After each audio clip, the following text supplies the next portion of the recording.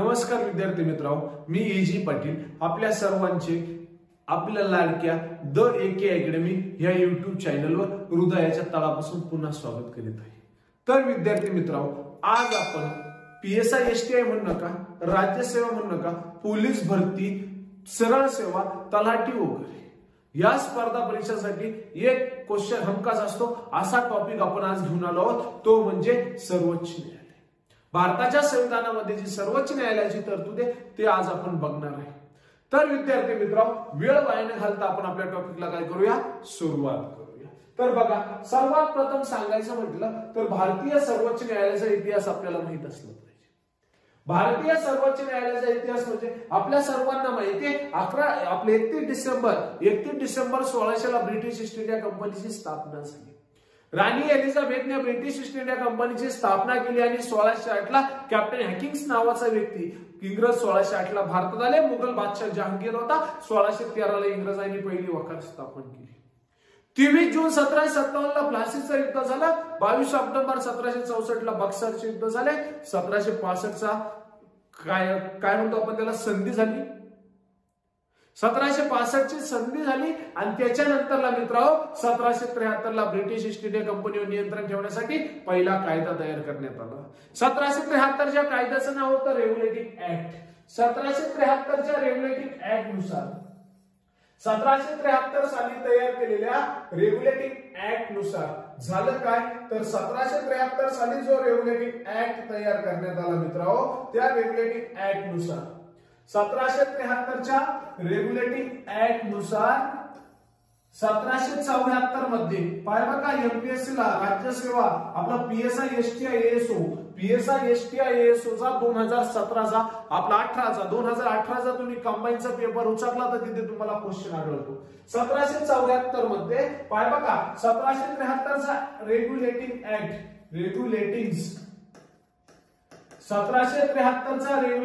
Act नुसार 1774 मध्ये कलकत्ता येथे सर्वोच्च न्यायालयाची स्थापना करण्यात आली।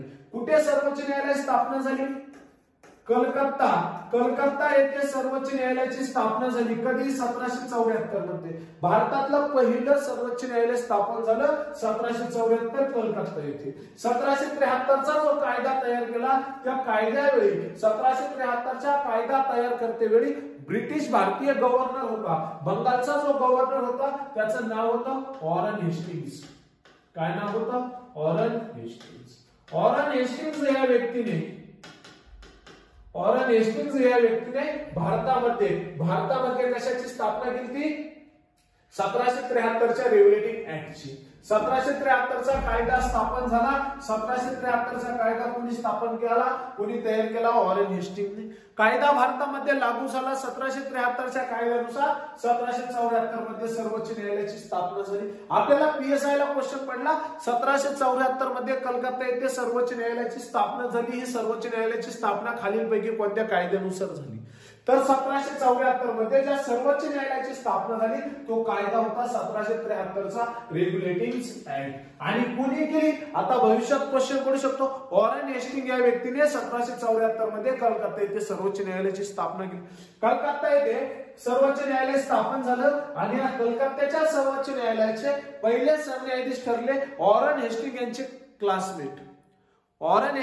Classmate Eliza Impey. कोण होते पहिले सरन्यायाधीश? इम्पे। सर्वोच्च न्यायालयाचे पहिले सरन्यायाधीश ठरले एलिझा इम्पे।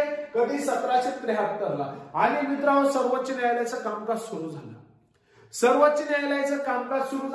पुढे आपल्याला माहितीये 1911 साल होतं मित्रांनो, 1911 मध्ये जॉर्ज पंचम नावाचा व्यक्ती भारतात आला। जॉर्ज पंचम हा ब्रिटनचा त्यावेळेचा राजा होता। 1911 ला जो जॉर्ज पंचम भारतात आला त्या जॉर्ज पंचमच्या स्वागत करण्यासाठी भारतामध्ये गेटवे ऑफ इंडियाची स्थापना केली। भारतामध्ये कशाची स्थापना केली? Gateway of India. कोणाच्या स्वागतासाठी झाली? जॉर्ज पंचमच्या स्वागतासाठी झाली। जॉर्ज पंचमच्या स्वागतासाठी गेटवे ऑफ इंडियाची स्थापना केली। कधी? 1911 मध्ये। जॉर्ज पंचम भारतात आला आणि जॉर्ज पंचमला 1911 ला कलकत्ता येथे दिली। जॉर्ज पंचमला कुठे नेले 1911ला? कलकत्ता येथे नेले. कलकत्त्याचा दरबार भरला. रवींद्रनाथ टागोर जनगण मन म्हटले. कुठं? कलकत्त्याला 1911 मध्ये. आणि जॉर्ज पंचमला 1911ला कलकत्ता आवडले नाही म्हणून जॉर्ज पंचम कलकत्त्यावरून दिल्लीला गेले. 1911 मध्ये जॉर्ज पंचम कुठे गेले? कलकत्त्यानंतर दिल्लीला गेले. दिल्ली येथे दरबार भरल्यानंतर जॉर्ज पंचम म्हटला की आता 1911 पासून डिसेंबर 12-13 डिसेंबर 1911 आतापासून भारताची राजधानी ही कलकत्ता न राहता दिल्ली होईल. कोण म्हटलं असं? जॉर्ज पंचम म्हणला. 1911ला भारताची राजधानी कोण बनली? दिल्ली. 1911 मध्ये भारताची राजधानी दिल्ली घोषित केली. आता मला सांगा आपलं 1773च्या कायद्यानुसार 1774 मध्ये भारताचं सर्वोच्च न्यायालय कलकत्त्यात होतं. कारण काय? कारण ब्रिटिश ईस्ट इंडिया कंपनीची राजधानी कोणती होती? कलकत्ता होती. जो गव्हर्नर होता तो कुठं राहायचा? कलकत्ता. पण 1773च्या नंतर 1774 मध्ये सर्वोच्च न्यायालय स्थापन झालं. 1911ला दिल्ली राजधानी झाली. आता 1774 येथे कलकत्ता येथे स्थापन झालेलं सर्वोच्च न्यायालय कुठे स्थलांतरित झालं? 1911ला दिल्लीला. 1911ला सर्वोच्च न्यायालय कुठे गेले? दिल्लीला. 1935ला भारतीयांसाठी ब्रिटिश ईस्ट इंडिया कंपनीने भारतीयांसाठी एक कायदा तयार केला, भारत सुशासन कायदा. 1935ला कायदा तयार केला, भारत सुशासन कायदा. काय? भारतीय लोकांचं कल्याण करण्यासाठी जो कायदा तयार केला त्या कायद्याला म्हटलं भारत सुशासन कायदा. काय म्हणलंय? भारत सुशासन कायदा 1935. 1935चा हा कायदा तयार केला, भारतीय लोकांचं कल्याण करण्यासाठी हा कायदा तयार केला. तर 1935च्या कायद्यानुसार जे भारताचं सर्वोच्च न्यायालय होतं त्या सर्वोच्च न्यायालयाला फेडरल कोर्ट ऑफ इंडिया अशी पदवी दिली. काय? भारताचं सर्वोच्च न्यायालय काय झालं? Federal court of India. 1935ला सर्वोच्च न्यायालयाचं रूपांतर कशात झालं? फेडरल कोर्ट ऑफ इंडिया मध्ये. कधी? 1935ला फेडरल कोर्ट ऑफ इंडिया मध्ये झालं. आणि आपल्या सर्वांना माहितीये 15 ऑगस्ट 1947. 15 ऑगस्ट 1947ला इंग्रज भारताला सोडून गेले, भारत स्वतंत्र झाला. 15 ऑगस्ट 1947ला भारत स्वतंत्र झाला. आणि आपल्याला माहितीये की 1773च्या कायद्यानुसार 1774ला सर्वोच्च न्यायालय स्थापन झालं. 1935ला फेडरल कोर्ट ऑफ इंडिया त्याचं नामांतरण केलं. आता भारत स्वतंत्र झाला, ते न्यायालय इंग्रजांनी स्थापन केलं. आता स्वतंत्र भारताचं न्यायालय राहिलं का? नाही. फेडरल कोर्ट ऑफ इंडिया याचं रूपांतर 1935च्या कायद्यानुसार फेडरल कोर्ट ऑफ इंडियाचे रूपांतर कोणत्या कायद्यानुसार? 1935च्याच कायद्यानुसार फेडरल कोर्ट ऑफ इंडियाचे रूपांतर 28 जानेवारी 1950ला. पाहिजे बघा, 28 जानेवारी 1950ला फेडरल कोर्ट ऑफ इंडियाचे रूपांतर 1935च्या कायद्यानुसार 28 जानेवारी 1950 मध्ये. 28 जानेवारी 1950 मध्ये भारताचे सर्वोच्च न्यायालय म्हणून केले. भारताचे सर्वोच्च न्यायालय म्हणून केले. काय म्हणून केले? न्यायालय. भारताचे सर्वोच्च न्यायालय म्हणून केले. म्हणजे फेडरल कोर्ट ऑफ इंडियाचे रूपांतर कशात झाले? भारताचे सर्वोच्च न्यायालय. म्हणजे स्वतंत्र भारताचं सर्वोच्च न्यायालय स्थापन झालं. स्वतंत्र भारताचं सर्वोच्च न्यायालय कोणत्या वर्षी स्थापन झालंय? 1950ला. स्वतंत्र भारताचं सर्वोच्च न्यायालय कधी स्थापन झालंय? 28 जानेवारी 1950ला. आणि इंग्रजांनी भारतात सर्वोच्च न्यायालय कधी स्थापन केलं? 1774ला. स्वतंत्र भारताचं सर्वोच्च न्यायालय स्थापन झालं. आता हे भारताचं सर्वोच्च न्यायालय ठरलं. आता हे भारताचं सर्वोच्च न्यायालय कुठं स्थापन झालं? दिल्लीला. मुख्यालय कुठे? दिल्लीला. भारताच्या सर्वोच्च न्यायालयाचं मुख्यालय कुठे? दिल्लीला. आणि मग मित्रांनो, त्या सर्वोच्च न्यायालयाचे पहिले सरन्यायाधीश ठरले एच.के. कानिया. एच.के. कानिया हे व्यक्ती भारतीय सर्वोच्च न्यायालयात स्वतंत्र भारताचे पहिले सरन्यायाधीश ठरले. 1774 ला कोण होतं? एलिझा हिप्पे होतं. 1950 ला कोण होतं? HK कानिया. त्याच्यानंतरला विद्यार्थी मित्र आता आपण बघूया न्यायाधीशांची नियुक्ती. काय झालं बघा, भारताच्या घटनेमध्ये जी सर्वोच्च न्यायालयाची तरतूद आहे कलम 124 पासून, तर विद्यार्थी मित्र कलम 124 नुसार भारतामध्ये सर्वोच्च न्यायालय असायला पाहिजे. तर विद्यार्थी मित्र सर्वात महत्वाचं म्हणजे जे भारताचं सर्वोच्च न्यायालय आहे त्या सर्वोच्च न्यायालयात जे न्यायाधीश असतात त्यांची नियुक्ती कशी केली जाते? तर विद्यार्थी मित्र जेव्हा भारताची घटना अंमलात आली 26 जानेवारी 1950 ला भारताच्या घटनेची अंमलबजावणी झाली. 1950 ला भारताच्या घटनेची अंमलबजावणी काय झाली? 26 जानेवारी 1950 ला. तेव्हा सांगितलं होतं सर्वोच्च न्यायालयात एकूण किती? 8 न्यायाधीश असतील. पण आज रोजी भारताच्या सर्वोच्च न्यायालयामध्ये 33 मुख्य अन्य न्यायाधीश व 1 मुख्य न्यायाधीश असे 34 न्यायाधीश कार्य करतात. भारताच्या सर्वोच्च न्यायालयामध्ये किती न्यायाधीश कार्य करतात? 34 न्यायाधीश कार्य करतात. तर ह्या न्यायाधीशाची नियुक्ती कशी केली जाते? तर बघा, पहिला पॉईंट म्हणजे सर्वोच्च न्यायालयाचे मुख्य न्यायाधीश आहे.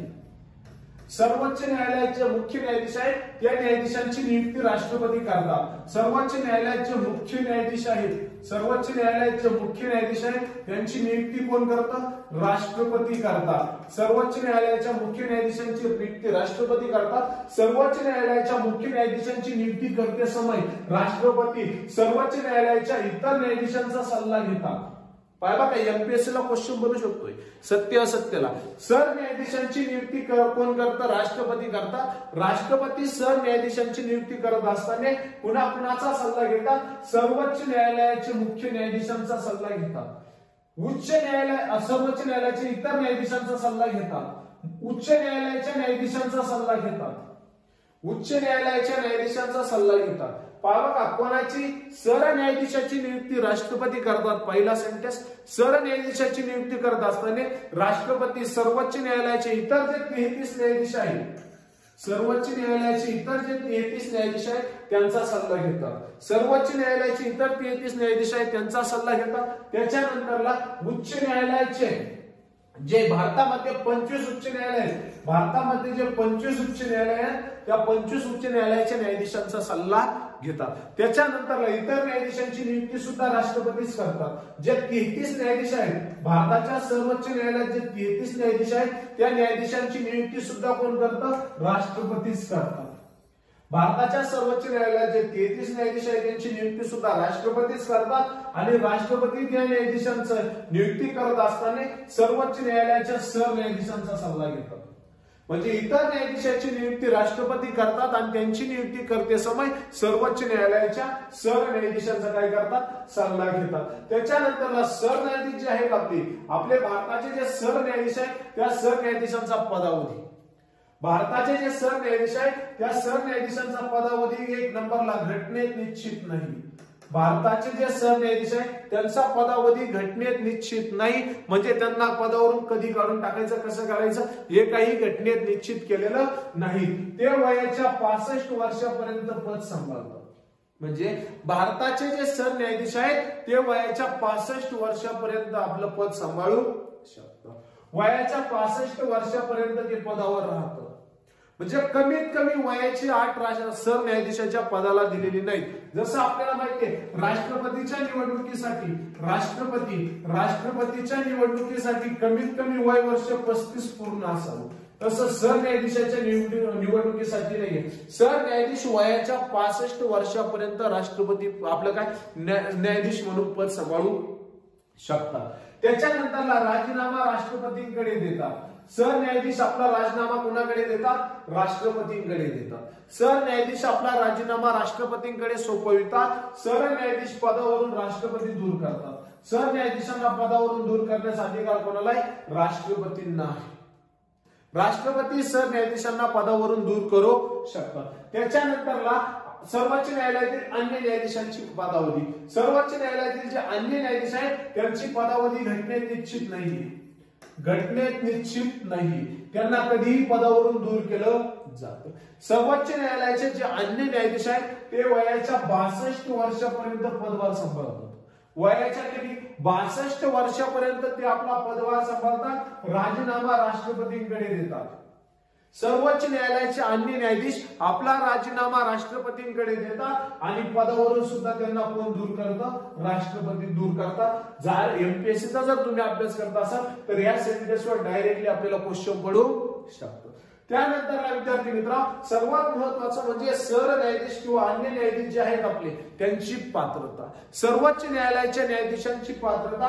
सर्वोच्च न्यायालयाच्या न्यायाधीश पदावर जर तुम्हाला जायचं असेल तर त्यासाठी पहिली पात्रता अशी आहे की तुम्ही भारताचे नागरिक असायला हवे. भारताचे नागरिक असाल तरच तुम्हाला सर्वोच्च न्यायालयाच्या पदावर जाता येतं. इंडियन सिटिझनशिप ऍक्ट 1955 नुसार तुम्ही भारताचे काय असायला पाहिजे? नागरिक असायला पाहिजे. भारताचे नागरिक असाल तुम्हाला सर्वोच्च न्यायालयाचा सरन्यायाधीश बनता येतं. 2 नंबरचा पॉइंट, भारताच्या नागरिक असण्याबरोबरच सर्वोच्च न्यायालयात आपल्या उच्च न्यायालयामध्ये 5 वर्ष न्यायिक पद धारण केलेलं असतं.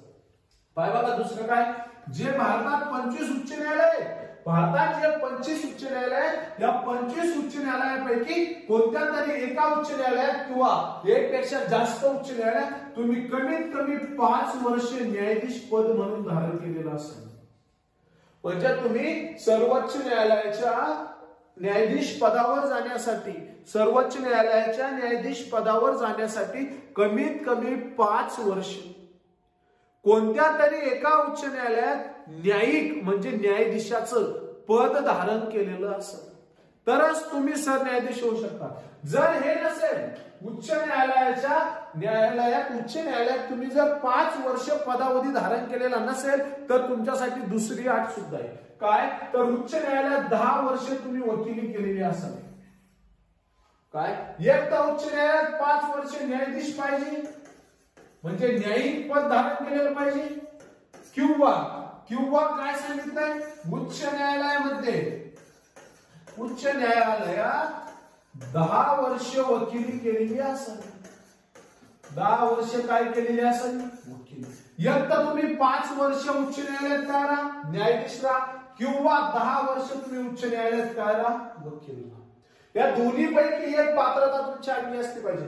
तुम्ही भारताचे नागरिक आहात, हे तर तुम्हाला 100% ही अट पूर्णच पाहिजे. तुम्ही भारताचे नागरिकच असायला हवे. तुम्ही उच्च न्यायालयात 5 वर्ष वकिली केलेली असावी. आपलं काय 5 वर्ष न्यायाधीश पद धारण केलेलं असं.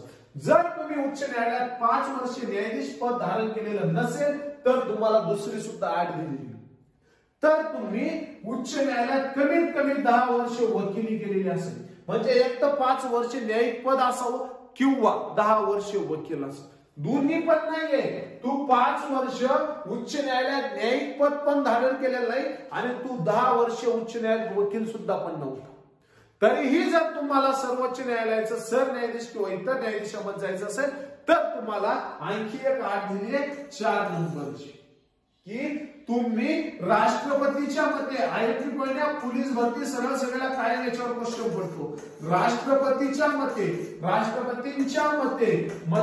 तुम्ही कायदे पंडित असायला हवे. कायदे पंडित असावा. राष्ट्रपतीच्या मते तुम्ही काय असायला पाहिजे? कायद्याचं ज्ञान म्हणजे कायदे पंडित असायला हवे. जर राष्ट्रपतींनी जर सांगितलं ही व्यक्ती कायदे पंडित आहे, या व्यक्तीला कायद्याचे ज्ञान आहे, या व्यक्तीला कायद्याची जाणकारी आहे, तर तुम्ही सरन्यायाधीश पदावर जाऊ शकता.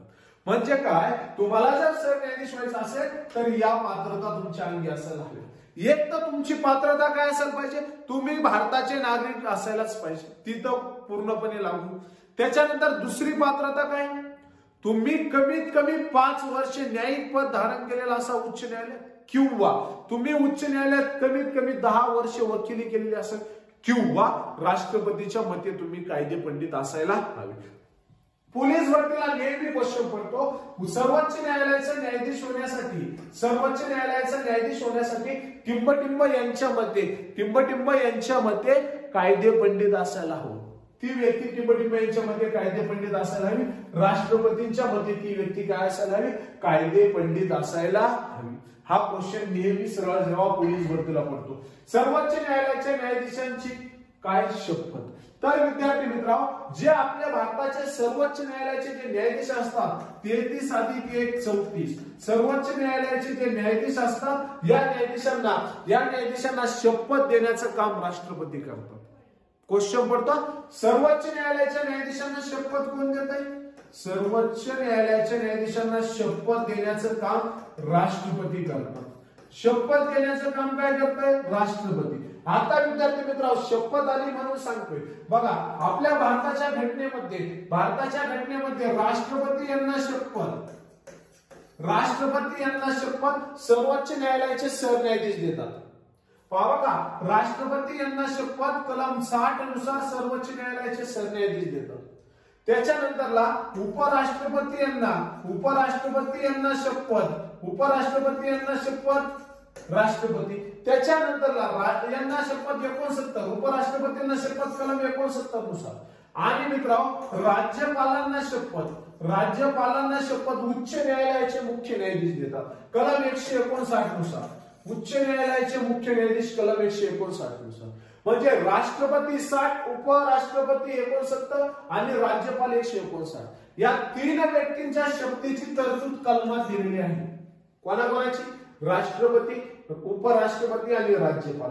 राष्ट्रपती, उपराष्ट्रपती आणि राज्यपाल याच व्यक्तींच्या शपथेची तरतूद कलमामध्ये दिलेली आहे. बाकीच्या सर्व व्यक्तींना, मग तुमचे पंतप्रधान असो, तुमचे मंत्रिमंडळ असो, तुमचे सीएम असो किंवा राज्याचे मंत्रिमंडळ असो, या सर्व व्यक्तींना शपथ अनुसूचित 3 नुसार दिली जाते. या सर्व व्यक्तींना शपथ कुठे दिली जाते? अनुसूचित 3 नुसार दिली जाते. म्हणून आपण म्हणतोय सर्वोच्च न्यायालयाचे जे सरन्यायाधीश किंवा अन्य न्यायाधीश आहेत, सर्वोच्च न्यायालयाचे जे न्यायाधीश आहेत त्यांना सर्वांना शपथ देण्याचं काम राष्ट्रपती करतात. राष्ट्रपती जर उपस्थित नसेल, या व्यक्तींना सर्वोच्च न्यायालयाच्या न्यायाधीशांना शपथ देतेवेळी राष्ट्रपती जर उपस्थित नसेल तर काय करायचं? राष्ट्रपती जर उपस्थित नसेल तर शपथ रहित केली जात नाही. राष्ट्रपतींनी सोपवून दिलेला एखादा व्यक्ती त्यांना शपथ देऊ शकतो. आणि मग कोणत्या अनुसूचीनुसार? 3ऱ्या अनुसूचीनुसार त्यांना काय दिली जाते? शपथ दिली जाते. त्यानंतर न्यायाधीशांचा पगार व भत्ता संसदीय कायदा 1954 द्वारे सर्वोच्च न्यायालयाच्या न्यायाधीशांना पगार व भत्ता दिला जातो. सर्वोच्च न्यायालयाचे जे सरन्यायाधीश आहेत, या सरन्यायाधीशांचा पगार आहे 2,80,000 रुपये. सर्वोच्च न्यायालयाच्या सरन्यायाधीशांचा पगार किती आहे? 2,80,000 रुपये. आणि सर्वोच्च न्यायालयाचे जे अन्य न्यायाधीश आहेत, या अन्य न्यायाधीशांचा पगार आहे 2,50,000 रुपये. अन्य न्यायाधीशांचा पगार किती? 2,50,000. आणि सरन्यायाधीशांचा पगार किती? 2,80,000. त्याच्यानंतरला सर्वोच्च न्यायालयाचे सरन्यायाधीश आणि अन्य न्यायाधीश यांना पगार केंद्राच्या संचित निधीतून दिला जातो. सर्वोच्च न्यायालयाचे न्यायाधीश किंवा अन्य न्यायाधीश यांना पगार कुठून दिला जातो? केंद्राच्या संचित निधीतून दिला जातो. हा एक पॉइंट महत्वाचा आहे. केंद्राच्या संचित निधीतून दिला जातो. आणि मित्रांनो, जे एखादा व्यक्ती, राष्ट्रपतींना वाटलं एखादा व्यक्ती सर्वोच्च न्यायालयात कार्यार्थी हंगामी न्यायाधीश म्हणून नेमणूक करायची तर ते राष्ट्रपती करू शकतात. हंगामी न्यायाधीशाची काम जर जास्त आलं, एखादा रिटायरमेंट म्हणजे एखादे जुने वकील, आपले काही न्यायाधीश, एखादे माजी न्यायाधीश, सरन्यायाधीश यांना जर आणायचं म्हटलं तर राष्ट्रपती त्यांचे हंगामी किंवा कार्यार्थी न्यायाधीश म्हणून नियुक्ती करू शकतात. त्याच्यानंतर विद्यार्थी मित्रांनो, आता सध्या चंद्रचूड म्हणून या व्यक्तींनी सरन्यायाधीश म्हणून शपथ घेतलेली आहे. भारताचे 50वे सरन्यायाधीश म्हणून D.Y. चंद्रचूड यांची नियुक्ती करण्यात आलेली आहे. D.Y. चंद्रचूड हे भारताचे 50वे न्यायाधीश आहेत. भारताचे 49वे उमेश ललित नावाचे व्यक्ती न्यायाधीश होते. 49 नंबरला कोण होतं? उमेश ललित होते. आणि त्याच्या आधी कोण होतं तर आपल्याला माहिती रमन्ना नावाचे व्यक्ती न्यायाधीश होते. आणि त्याच्या आधी महाराष्ट्राचे सुपुत्र शरद बोबडे हे कितवे होते? 47वे होते. रमन्ना 48वे होते, ललित कितवे होते 49वे आणि मित्रांनो डी.वाय. चंद्रचूड कितवे न्यायाधीश आहे? सर्वोच्च न्यायालयाचे 50वे न्यायाधीश. सर्वोच्च न्यायालयाचे 50वे न्यायाधीश म्हणून डी.वाय. चंद्रचूड यांनी काय घेतलेला पदभार स्वीकारलेला आहे. आणि सांगायचं म्हटलं व्हेरी आयएमपी पॉइंट सांगायचं म्हटलं तर 49 आणि 50 नंबरचे जे दोन सरन्यायाधीश आहेत, कोण? उमेश ललित माजी सरन्यायाधीश आणि वर्तमान सरन्यायाधीश डी.वाय. चंद्रचूड, हे जे दोन सरन्यायाधीश आहेत हे दोघेही महाराष्ट्र राज्याचे सुपुत्र आहेत. हे दोघेही महाराष्ट्र राज्याचे आहेत. सांगायचं तात्पर्य एवढंच आहे की 49 आणि 50 हे दोन सलग न्यायाधीश होऊन गेले, ते दोघेही महाराष्ट्र राज्याचे आहेत. दोघेही कुठले आहेत? महाराष्ट्र राज्याचे आहेत. तर विद्यार्थी मित्रांनो, आपण डी.वाय. चंद्रचूड यांच्या बाबतीत थोडक्यात माहिती बघणार आहोत. ते किती न्यायाधीश आहे? 50वे. महाराष्ट्र आपल्या भारताचे 50वे सरन्यायाधीश म्हणून डी.वाय. चंद्रचूड यांनी काय कारभार स्वीकारलेला आहे? डी.वाय. चंद्रचूड यांना शपथ देण्याचं काम भारताचे आताचे सध्याचे जे राष्ट्रपती आहेत कोण? द्रौपदीताई मुर्मू यांनी 50वे सरन्यायाधीश चंद्रचूड यांना काय केलेली आहे? शपथ दिलेली आहे. ओके, कुणी? द्रौपदी मुर्मू. ते सुद्धा नवीनच राष्ट्रपती. पुढल्या व्हिडिओत आपण काही दिवसांनी राष्ट्रपतीवर सुद्धा काय करू? व्हिडिओ घेऊन येऊ. तोपर्यंत जर व्हिडिओ आवडत असेल लाईक करा, कमेंट करा, शेअर करा आणि आपले युट्यूब चॅनल ज्यांनी सबस्क्राईब केलेलं नसेल त्यांनी सबस्क्राईब सुद्धा करा. तर बघा, जे 50वे डी.वाय. चंद्रचूड जे 50वे न्यायाधीश आहेत त्यांचा जन्म 11 नोव्हेंबर 1959 ला झाला.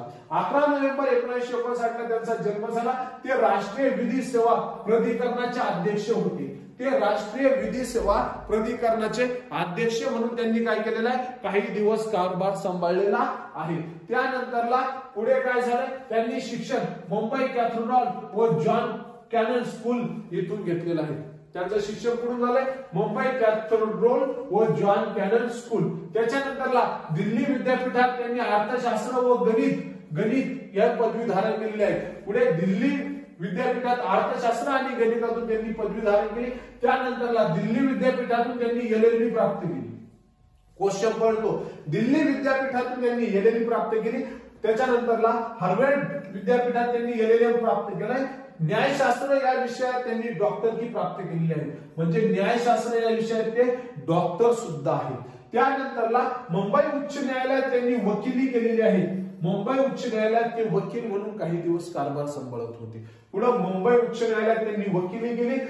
1998 मध्ये अतिरिक्त सॉलिसिटर जनरल ऑफ इंडिया 1998 मध्ये अतिरिक्त सॉलिसिटर जनरल ऑफ इंडिया म्हणून त्यांनी काय केलेलं आहे? कारभार पाहिलेला आहे. 29 मार्च 2000 रोजी मुंबई उच्च न्यायालयात न्यायमूर्ती म्हणून त्यांनी काम सोपवलेलं आहे.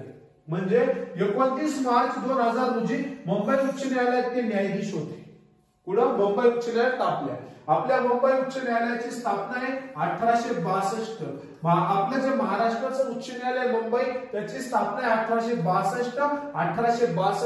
मुंबई उच्च न्यायालयाचे 3 खंडपीठ आहे मित्रांनो. मुंबई उच्च न्यायालयाचे 3 खंडपीठ आहे. पहिलं खंडपीठ आहे मुंबई उच्च न्यायालयाचं औरंगाबाद संभाजीनगर. पहिलं खंडपीठ काय? संभाजीनगर. दुसरं खंडपीठ आहे नागपूर आणि तिसरं खंडपीठ आहे मित्रांनो पणजी. मुंबई उच्च न्यायालयाची किती खंडपीठ आहे? 3 खंडपीठे. 1862 ला मुंबई उच्च न्यायालयाची स्थापना. मुंबई उच्च न्यायालयाचं खंडपीठ खालीलपैकी कोणत्या शहरात नाही असा क्वेश्चन लय वेळेस विचारला. पुणे लय वेळेस उत्तर आलं. मुंबई उच्च न्यायालयाचं खंडपीठ पुणे या शहरात नाही. पुणे येथे कौटुंबिक न्यायालय स्थापन झालेलं पहिलं कौटुंबिक न्यायालय पुण्यात स्थापन झालेलं आहे. भारतातलं पहिलं कौटुंबिक न्यायालय कुठे स्थापन झालंय? पुण्यात 1986 साली. तर विद्यार्थी मित्रांनो, पुणे येथे मुंबई उच्च न्यायालयाचं खंडपीठ नाही. मुंबई उच्च न्यायालयाचं पहिलं खंडपीठ आहे संभाजीनगर, दुसरं नागपूर, तिसरं पणजी.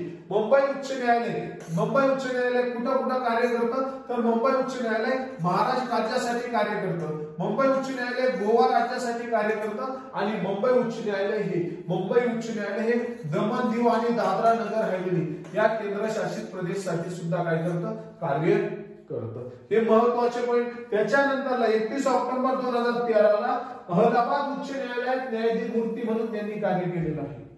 31 ऑक्टोबर 2013 ला अलाहाबाद उच्च न्यायालयामध्ये न्यायमूर्ती म्हणून त्यांनी काय केलेला आहे, कारभार सांभाळलेला आहे. त्यानंतरला 13 मे 2016 ला सर्वोच्च न्यायालयात न्यायमूर्ती झाले. 13 मे 2016 ला सर्वोच्च न्यायालयामध्ये न्यायमूर्ती झाले आणि तिथून ते आता डायरेक्ट सर्वोच्च न्यायालयाचे काय बनले, 50वे सरन्यायाधीश बनले. कोण, DY चंद्रचूड. अशा पद्धतीने मित्रांनो भारतीय संविधानाचा एक छोटासा करंट रिलेटेड टॉपिक आपण घेतलेला आहे. जर व्हिडिओ आवडला असेल लाईक करा, कमेंट करा, शेअर करा. भेटूया पुढल्या व्हिडिओमध्ये. तोपर्यंत अभ्यास करा.